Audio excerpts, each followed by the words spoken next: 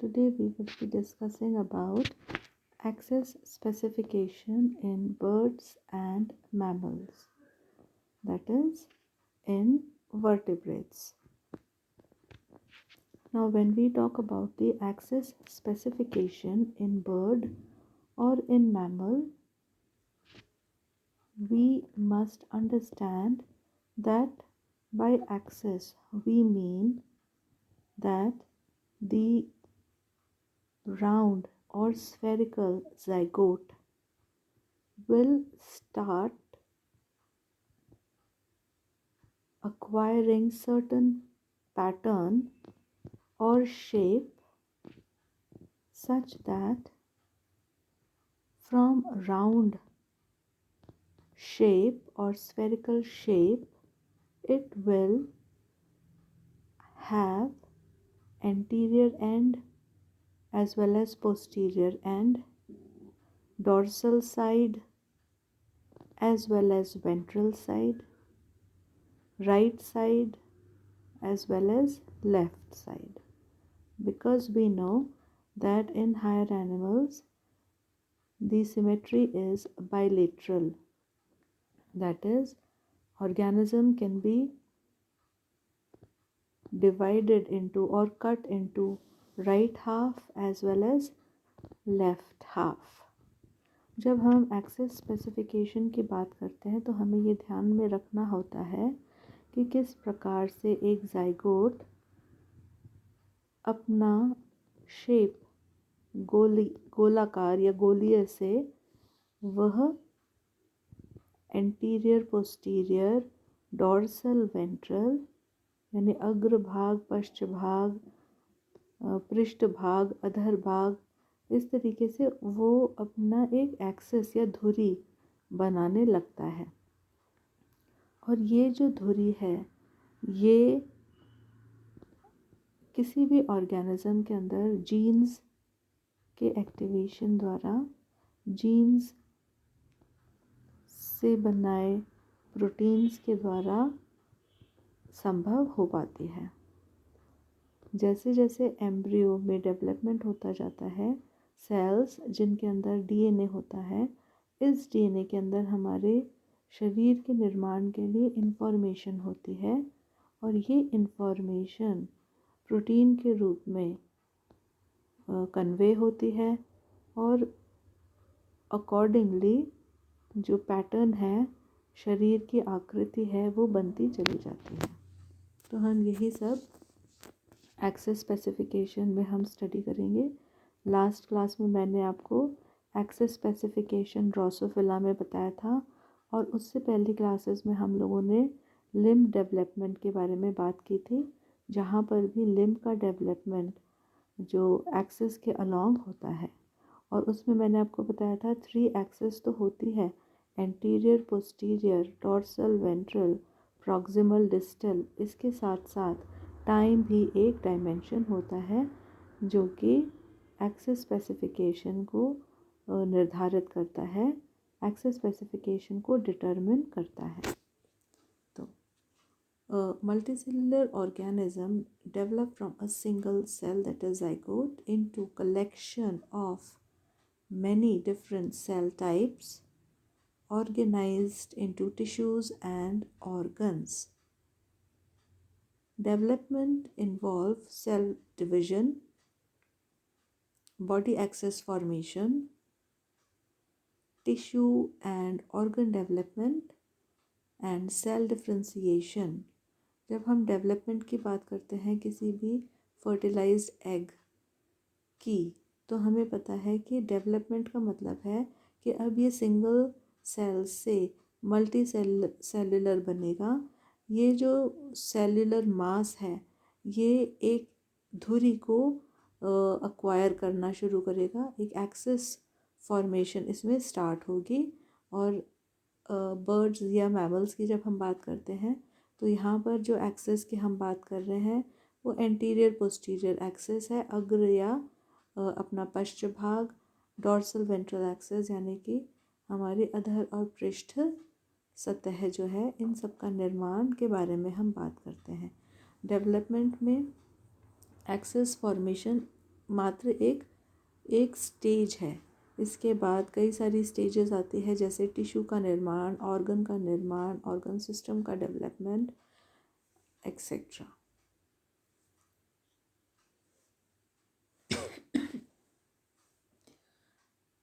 When we talk of development, we know that for development, an embryo requires nourishment. In case of lower animals, the egg is provided with ample amount of yolk. In those animals where yolk supply is not present or not enough, in those type of animals, larval forms are found.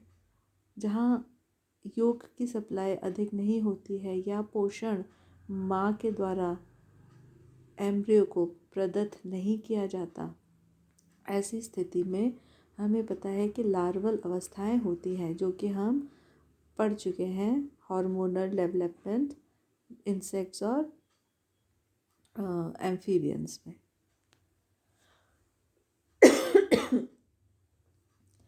तो जहाँ पर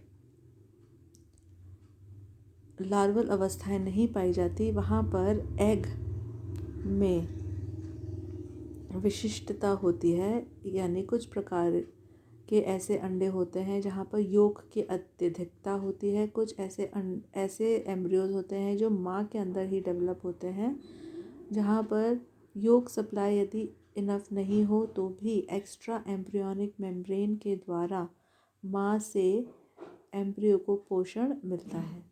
तो जो पोषण प्रदान करने के लिए हमारे एम्ब्रियो जो है वो एमनियोटिक सैक के अंदर उपस्थित होता है। तो ऐसे अंडे जहाँ पर एमनियॉन उपस्थित होता है उसे हम एमनियोटिक एग कहते हैं।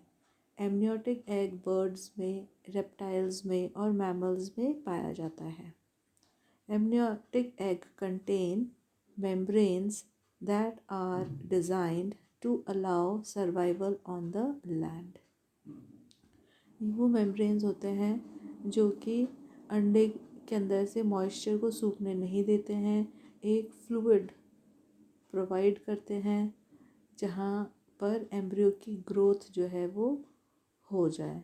तो हमें पता है कि all life originated from water, हमारे जितने भी लिविंग प्रकार हैं उनका ओरिजिनेशन पानी से हुआ है।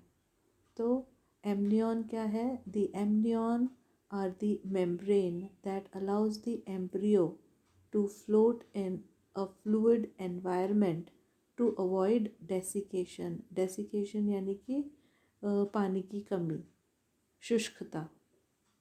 योक सैक, एमनियोटिक एग के अंदर ये कुछ कैरेक्टरिस्टिक स्ट्रक्चर्स होते हैं। पहला एमनियॉन, दूसरा योक सैक। योक सैक के अंदर न्यूट्रिशन उपलब्ध होता है। It enables the nutrient uptake and development of circulatory system. Third structure है chorion. Chorion contains the blood vessel that exchange gases with the external environment. ये हमारा जो एमनियोटिक एग है इसका डायग्राम है। चिक के अंदर, रेप्टाइल्स के अंदर, मैमल्स के अंदर किस प्रकार से ये एमनियोटिक एग के बाद फर्दर मॉडिफिकेशन की वजह से हायर एनिमल्स में प्लाजेंटा का फॉर्मेशन होता है और मेमरी ग्लैंड्स का फॉर्मेशन होता है, और रेप्टाइल्स और बर्ड्स के अंदर फेदर्स का डेवलपमेंट होता है। तो इस तरीके से ये मॉडिफिकेशंस हैं जो हमारे एवोल्यूशनरी डेवलपमेंट में हम देखते हैं, जो हमारी एवोल्यूशन की जर्नी है। और इस प्रकार का जो ऊपर वाला फोक्ड चित्र है इसको हम क्लैडिस्टिक टेक्सोनॉमी कहते हैं, जहाँ पर हम कैरेक्टर्स को ध्यान में रखते हुए एनिमल्स के एवोल्यूशन को डिफ़ाइन करते हैं, एवोल्यूशनरी रिलेशनशिप को हम एस्टैब्लिश करते हैं। तो इस प्रकार का ये जो फोक्ड या ब्रांच्ड डायग्राम है ये क्लैडिस्टिक टेक्सोनॉमी कहलाता है। डेवलपमेंट के दौरान जैसे मैंने आपको पहले बताया कि सिंगल एग जो है डेवलपमेंट की फर्स्ट स्टेज होती है, वो सेल मल्टी सेल में डिवाइड होता है, यानी from single cell existence multi cellular existence start. और ये जो मल्टी सेल बनते हैं, ये क्लीवेज के द्वारा या विदलन के द्वारा संभव होते हैं। तो how many types of cleavage are there? We know that there is a meroblastic cleavage, holoblastic cleavage, and in mesoblastic cleavage, eggs which have high yolk content, that is telolecithal egg, they undergo mesoblastic cleavage. They are found in birds. In isolecithal egg, there is another type of cleavage known as the holoblastic cleavage. Mesoblastic cleavage, cytoplasm and nucleus are restricted to the animal pole region, and the cleavage plane continuously divide this region. yolk जो है वो अंडे में सबसे ज़्यादा स्थान occupy करता है। जो न्यूक्लियस और साइटोप्लाज्म है वो yolk की अधिकता की वजह से एक कोने की तरफ रिस्ट्रिक्ट हो जाता है, और वो रीजन एनिमल पोल कहलाता है। इस रीजन में ही क्लीवेज जो है वो होता है, yolk के अंदर क्लीवेज नहीं होता। When viewed from the pole, a disc is appeared as a mass of cell that floats around the yolk. This disc is known as blastodisc. और जब हम ऊपर से इस प्रकार के अंडे को देखते हैं तो हमें एक छोटी सी सफ़ेद एक डिस्क तश्तरी नुमा संरचना yolk के ऊपर दिखाई देती है, और इस प्रकार का जो क्लीवेज है बर्ड्स में देखने को मिलता है। Holoblastic cleavage, zygote is divided completely because here the egg yolk is minimum. Most of the place is occupied by nucleus and cytoplasm. So the plane of cleavage divides the zygote completely. Holo means complete. This type of cleavage is found in mammals. Now, why we study development in chick? We study development because they are easily accessible, easily available. We can easily, by making a window, observe all the developmental and embryological stages of the developing chick. Again, because the disc can be seen, we can very well observe the growth of or the development pattern in chick or birds. Here, first cleavage furrow appears in the blastodisc. Other cleavage forms the single-layered blastoderm. Equatorial and vertical cleavage results in the formation of 5 to 6 layered blastoderm. Now, what are plane of cleavage? Imagine a circle, and when that circle is cut into equal half from by longitudinal cut from top to bottom, then this type of cleavage is known as, or the plane of cleavage is known as the meridional cleavage. Plane of cleavage. When the egg is cut from sidewise into equal half, then that type of division is known as equatorial plane. When the plane of cleavage cuts the zygote on either side of the equatorial plane, then that plane of cleavage is known as transverse or latitudinal plane. And when the plane of cleavage cuts the embryo or cuts the zygote from top to bottom on either side of the meridional plane, then that is known as the vertical plane. So these are few vertical planes which divide the zygote into number of cells. So by equatorial and vertical cleavage, 5 to 6 layered blastoderm is formed.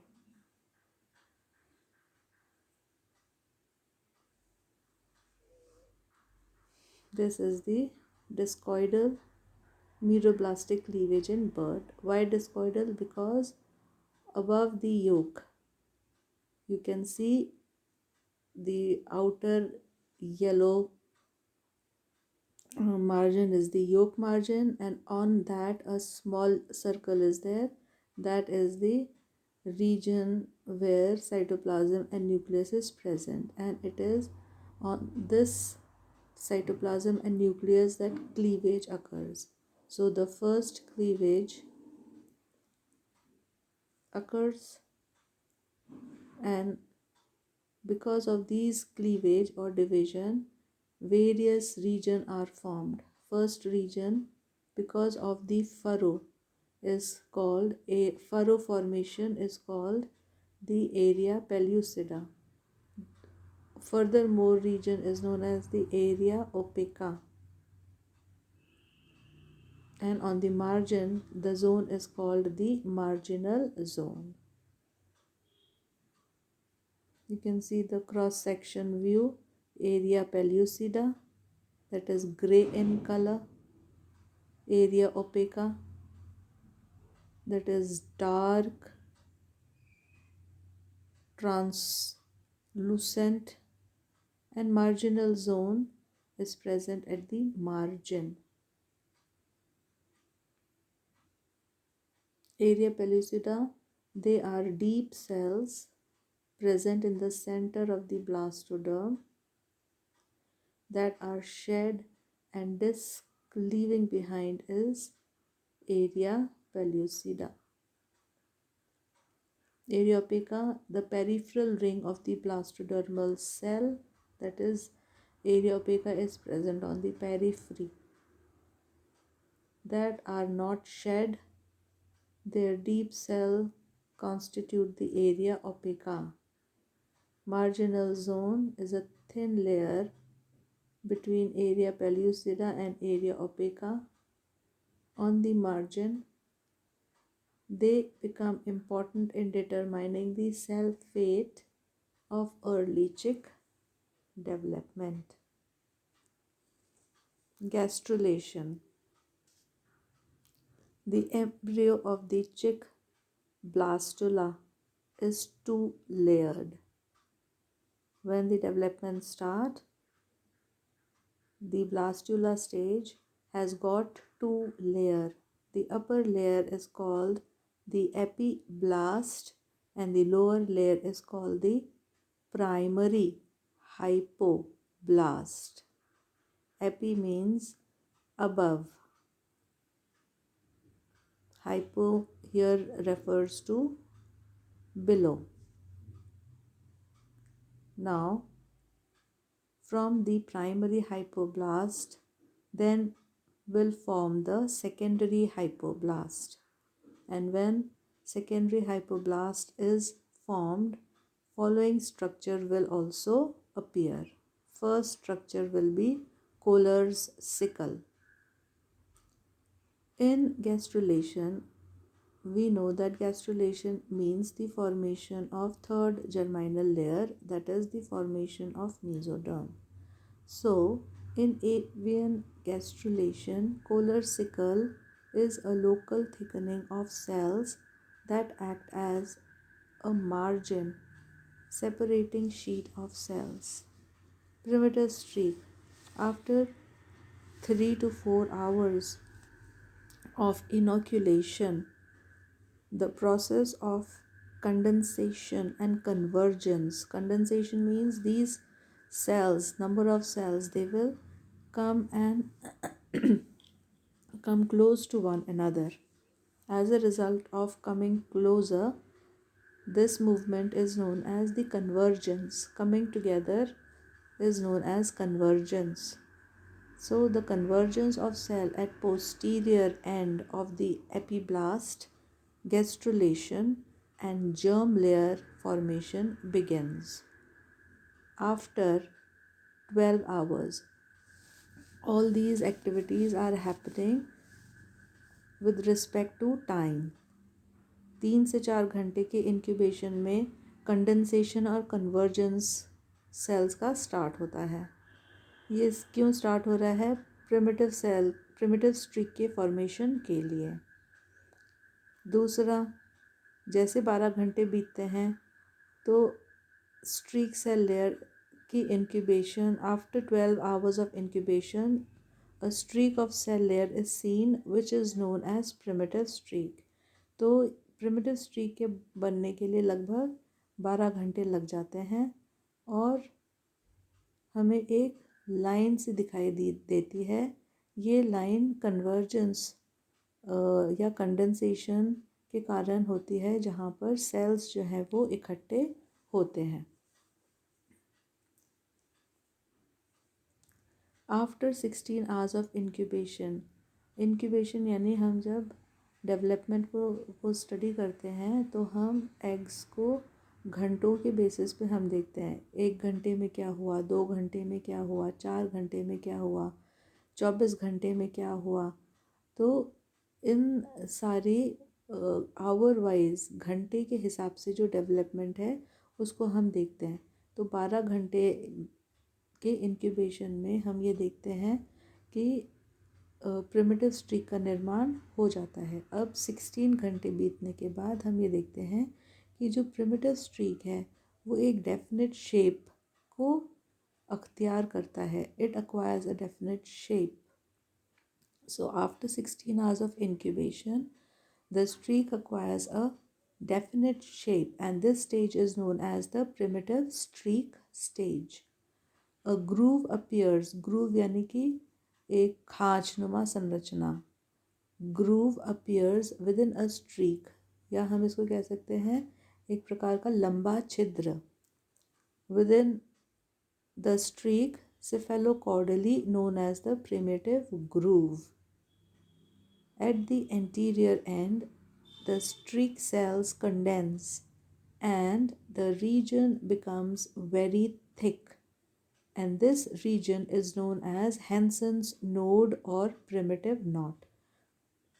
अब after 16 hours primitive groove बन जाती है, एक प्रकार की खांच बन जाती है और अग्र सिरे पर एंटीरियर एंड पे सेल्स जो हैं वो फिर से कंडेंस होने लगते हैं, इकट्ठे होने लगते हैं और ये जो भाग है अग्र भाग ऑफ प्रिमिटिव स्ट्रीक ये बहुत ही थिक हो जाता है and this region is known as Hensen's node और primitive knot. It acts as a organizer for gastrulation और ये एक ऑर्गेनाइज़र के जैसे काम करता है। ऑर्गेनाइज़र किसी भी डेवलपमेंट स्टेज में वह रीजन होता है जहाँ से निर्देश दिए जाते हैं फर्दर डेवलपमेंट के लिए। तो अब ये ऑर्गेनाइज़र के जैसे काम करने लगता है और क्या निर्देश देता है? फर्दर गैस्ट्रुलेशन और gastrulation and starts the regression and starts regressing when formation of head starts। और अब ये जो हैंसन्स नोड है गैस्ट्रुलेशन को निर्देशित करता है, को डायरेक्ट करने लगता है और इसकी जो लंबाई है अब वो धीरे धीरे घटती चली जाती है। रिग्रेसिंग का मतलब कम होना, घटना। Migration of cell from primitive streak और प्रिमिटिव स्ट्रीक के द्वारा ही, इस खांच के द्वारा या ग्रूव के द्वारा ही सेल्स जो हैं वो अंदर की तरफ माइग्रेट करते हैं for the formation of third germinal layer. After the formation of primitive streak the epiblast cells migrate through it यानी इसके द्वारा into the blastocele। In this way, continuous flow of migratory cell through the node down into the blastocele and migrate anteriorly, forming the endoderm, the notochord and cephalic mesoderm। और इस प्रकार से अब जो epiblast की सेल्स हैं वो लगातार मूव करती रहती हैं, इस खांच के द्वारा ब्लास्टोसील में एंटर करते जाते हैं, माइग्रेट करते हैं, और एंटीरियर का जो भाग है वो एंडोडर्म का निर्माण करता है, the notochord and the cephalic mesoderm. After cell migration, the primitive streak is almost disappeared and a portion of it is seen in tail bud and partly with the cloaca. और जैसे cell का migration हो जाता है, ये जो primitive groove या जो हैंसन नॉड जो बनी थी जहाँ से माइग्रेशन एपीब्लास्ट सेल का लगातार जारी था, अब ये प्रिमिटिव स्ट्रीक जो है ये डिसअपियर हो जाती है. ये जो डायग्राम है गिलबर्ट से लिया गया है, इसका क्लियर नीट डायग्राम गिलबर्ट से देख सकते हैं. अब गैस्ट्रुलेशन की प्रोसेस हो गई. अब नेक्स्ट स्टेप है that is the axis formation, यानी पहला डेवलपमेंट की जर्नी में क्लीवेज हुआ, दूसरा गैस्ट्रुलेशन, और third important step is the axis formation. अब कौन सा भाग सिर बनाएगा, कौन सा भाग पूंछ बनाएगा, कौन